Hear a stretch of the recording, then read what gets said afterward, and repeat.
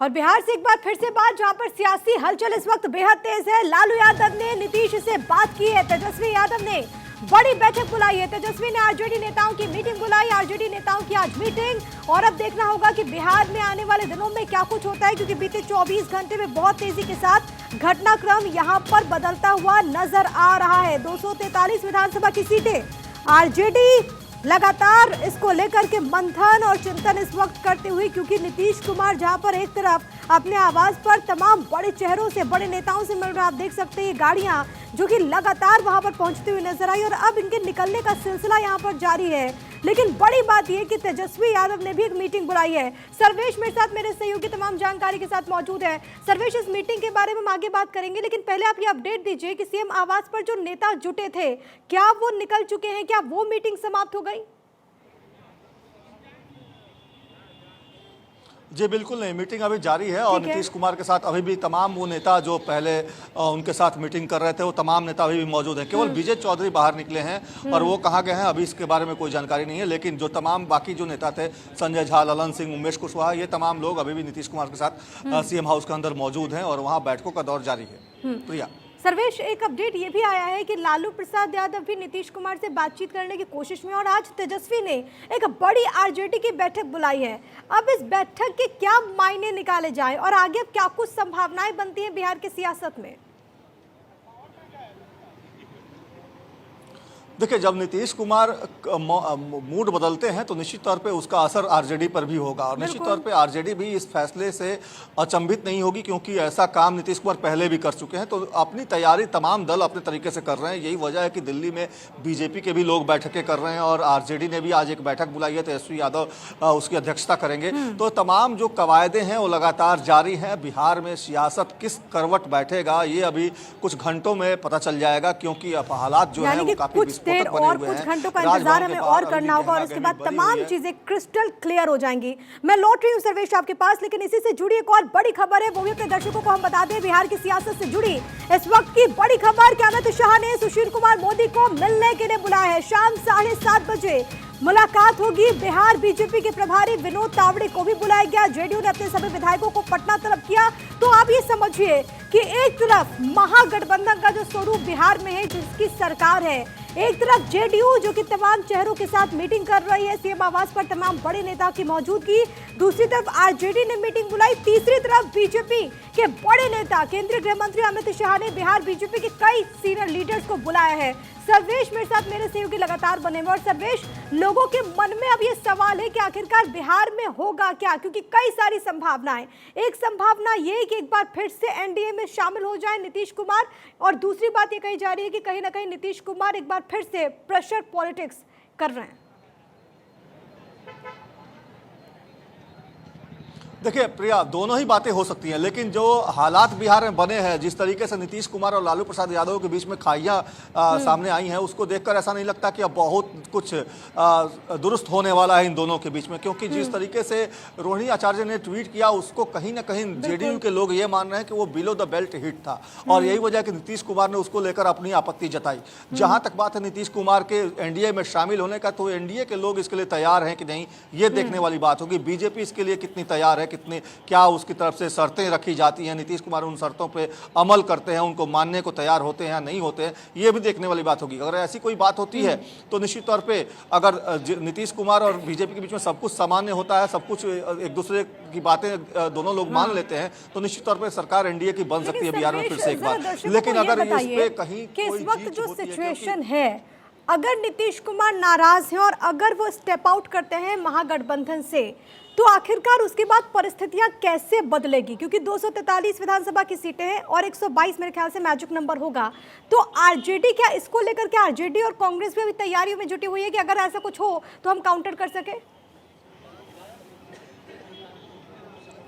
जी बिल्कुल, देखिए सबसे बड़ी पार्टी आज भी आरजेडी है बिहार में। 79 उनके विधायक हैं और 19 विधायक कांग्रेस के हैं।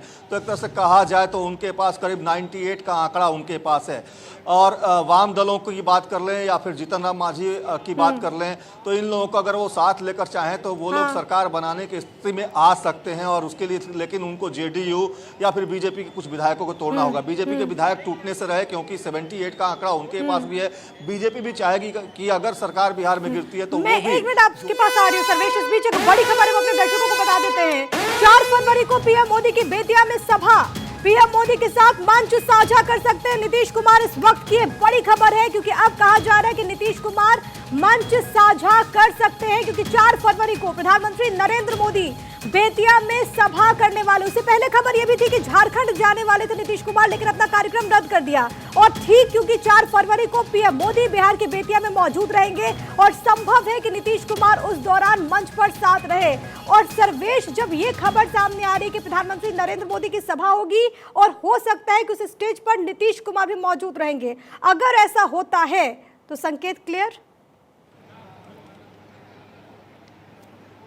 जी बिल्कुल प्रिया, देखिए 13 जनवरी को पीएम मोदी की सभा बेतिया के सुगौली में होनी थी, जिसको बढ़ाकर 27 तारीख किया गया। 27 को भी उसको कैंसिल करके अब 4 फरवरी किया गया है। नीतीश कुमार की भी ऐसे ही 21 तारीख को झारखंड में रैली थी, उसको बढ़ाकर फिर डेट बढ़ाया गया और फिर 3 फरवरी किया गया।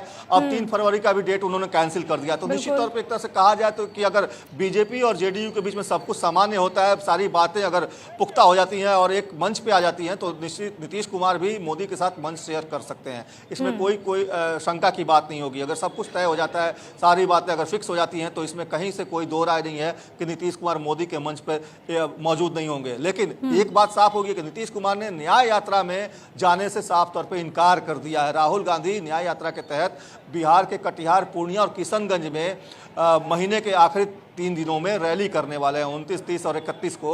उस दरमियान नीतीश कुमार को न्योता दिया गया था, लेकिन नीतीश कुमार की तरफ से साफ तौर पे इनकार कर दिया गया है। केसी त्यागी ने इस बात का खुलासा भी किया है कि अभी हमने कोई फैसला नहीं किया है। तो निश्चित तौर पे ऐसा लग रहा है कि इंडी गठबंधन से, या यूं कहें कि यूपीए गठबंधन से नीतीश कुमार का मोह भंग हो गया है और उसकी बानगी अब देखने को मिल रही है। बिल्कुल, और जैसी परिस्थितियां बन रही है, जैसा कि सर्वेश ने इस बात का जिक्र किया कि राहुल गांधी की न्याय यात्रा को लेकर के भी चर्चा थी कि उसमें जेडीयू और नीतीश कुमार खास तौर पर इसमें सम्मिलित हुए, लेकिन इसको लेकर के पार्टी की तरफ से अभी तक कुछ स्पष्टीकरण नहीं आया और ये भी कहा गया कि हम देखेंगे। लेकिन अब अगर खबर ये आ रही है कि 4 फरवरी को पीएम पहुंचते और उसके बाद नीतीश कुमार वहां पर रहेंगे, तो बहुत सारी चीजें साफ हो जाएगी, क्योंकि राजनीति में संकेतों के काफी ज्यादा मायने होते हैं। लेकिन सर्वेश, अब जरा ये बताइए कि क्या, क्योंकि अभी जो परिस्थितियां बनी और आंकड़ों के जरिए अपने दर्शकों को बता रहे थे कि किस तरीके से आरजेडी और जेडीयू की स्थिति इस वक्त है।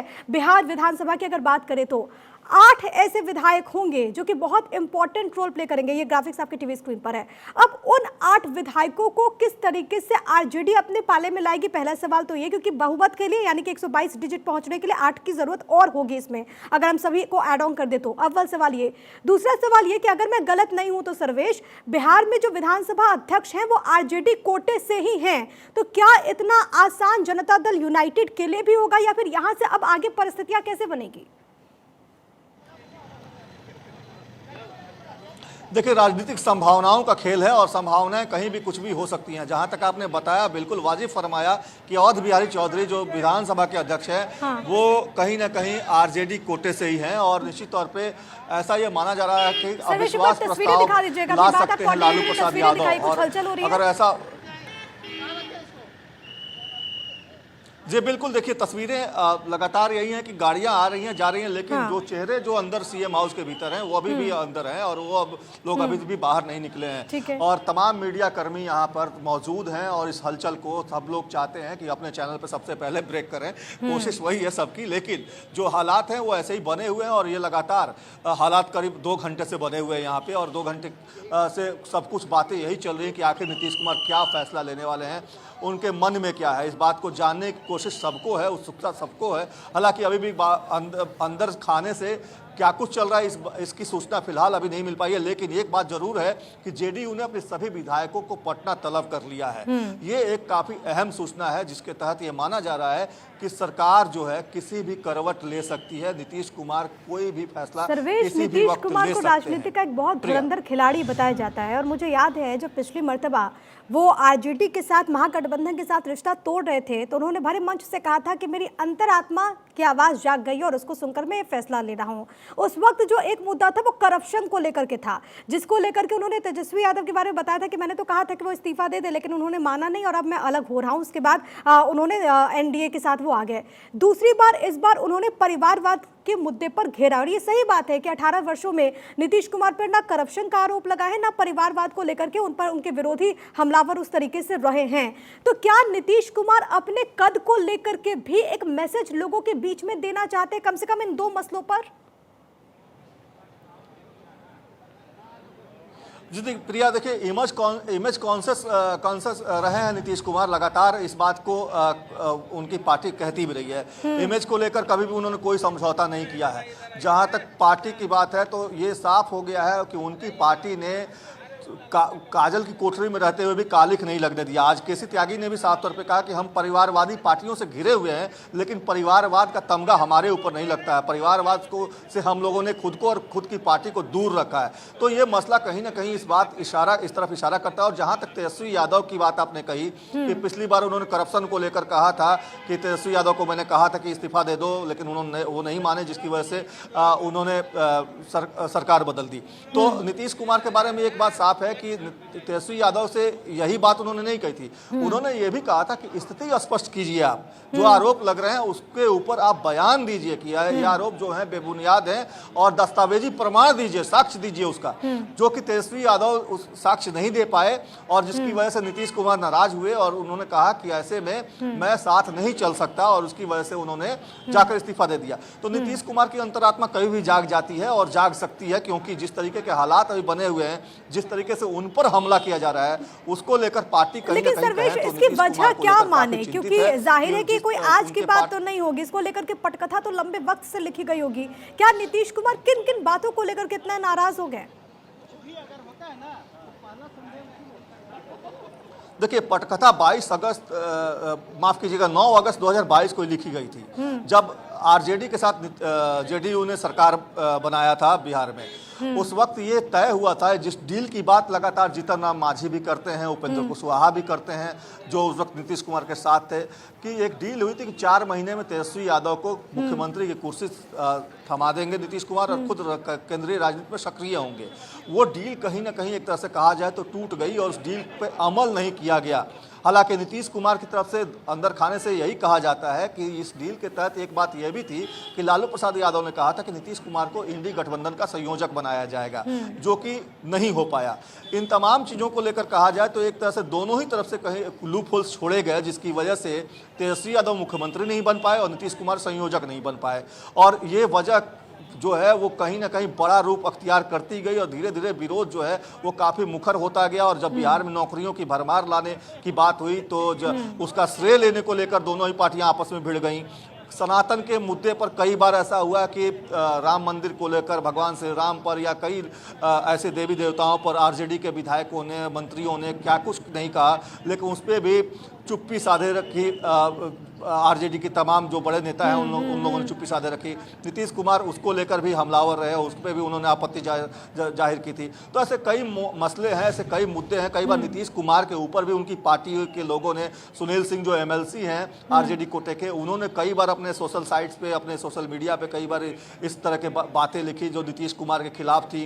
नीतीश कुमार को बिलो द बेल्ट हिट किया गया। और आज जो ट्वीट रोहिणी आचार्य ने किया परिवारवाद के बयान, नीतीश के बयान के बाद, वो कहीं ना कहीं ताबूत में अंतिम कील की तरह साबित हो रहा है। क्योंकि अब नीतीश कुमार को लग रहा है कि जिस समाजवाद का चोला पहन के वो राजनीति करते हैं, जिस समाजवाद के पुरोधा खुद को बताते हैं, कर्पूरी ठाकुर को भारत रत्न तो बीजेपी ने दे दिया जो उनकी मांग थी। तो ऐसे में अब आगे वो क्या करें, किधर जाएं, क्या उनके लिए सही रास्ता होगा? क्योंकि राजनीति में बने रहने के लिए जरूरी है कि आपके पास मुद्दे हों। मुद्दे बीजेपी ने अमूमन आप देखेंगे कि लालू परिवार के किसी सदस्य में आप देखेंगे, रोहिणी आचार्य हो, तेजस्वी हो या फिर तेज प्रताप, उस तरीके से नीतीश कुमार को लेकर के वो नहीं कहते, क्योंकि कहते हैं कि बहुत पारिवारिक संबंध है। भले ही अलग अलग वक्त पर अलग जरूर हुए होंगे, लेकिन उस तरीके से वहां पर नाराजगी नहीं मिली। अब देखने को मिल रहा है कि रोहिणी आचार्य ने बाकायदा ट्वीट कर दिया, तो उसके बाद सवाल और भी ज्यादा बढ़ जाता है।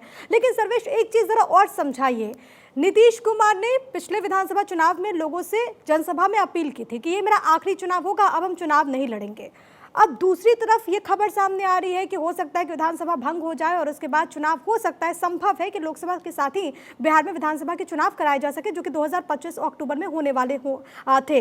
लेकिन क्या अब अगर ऐसी परिस्थितियां बनती है तो नीतीश कुमार के लिए सबसे कंफर्टेबल जो फॉर्मूला होगा वो क्या आपको नजर आता है? उससे पहले एक मिनट में सर्वेश लौट का जवाब लूंगी, लेकिन एक बड़ी खबर कि बिहार की सियासी हलचल पर गिरिराज सिंह ने स्टेटमेंट दिया है। नीतीश के लिए पार्टी के दरवाजे बंद, ये केंद्रीय मंत्री गिरिराज सिंह का कहना है। मेरी राय में नीतीश के लिए दरवाजे बंद हो चुके हैं, नीतीश भरोसेमंद नहीं है, ये केंद्रीय मंत्री गिरिराज सिंह कह रहे हैं। तो इस वक्त की बड़ी खबर, तो बिहार बीजेपी के कई बड़े नेता और उनके रिएक्शंस, और अब गिरिराज सिंह ये कह रहे हैं कि नीतीश भरोसेमंद साथी नहीं है।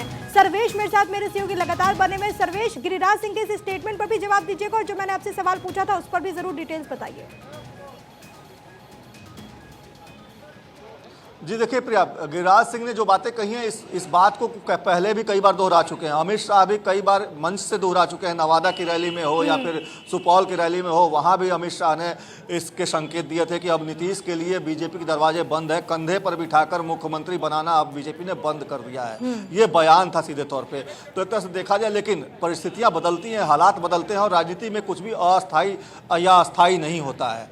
राजनीति में कभी भी जो है संभावनाओं का खेल है। मैंने पहले भी कहा, संभावनाएं कुछ भी हो सकती है। अगर नीतीश सारी शर्तें मान लेते हैं बीजेपी की तो उसमें कोई फिर बात नहीं बनेगी। और चाहे जो भी नेता कुछ भी कह रहे हो, लेकिन अगर केंद्रीय नेतृत्व कोई फैसला ले लेता है तो सबको मानना ही होगा। ये भी हम लोगों ने देखा है, बीजेपी के जो केंद्रीय नेता कहते हैं वही सर्वमान्य होता है। तो ऐसी परिस्थिति में गिरिराज सिंह कुछ भी कह रहे हैं, अश्विनी चौबे कुछ भी कह रहे हैं, लेकिन आलाकमान क्या फैसला लेता है और इसके बाद बिहार की सियासत सियासत किस करवट बैठती है, इस पर रहेगी हमारी नजर।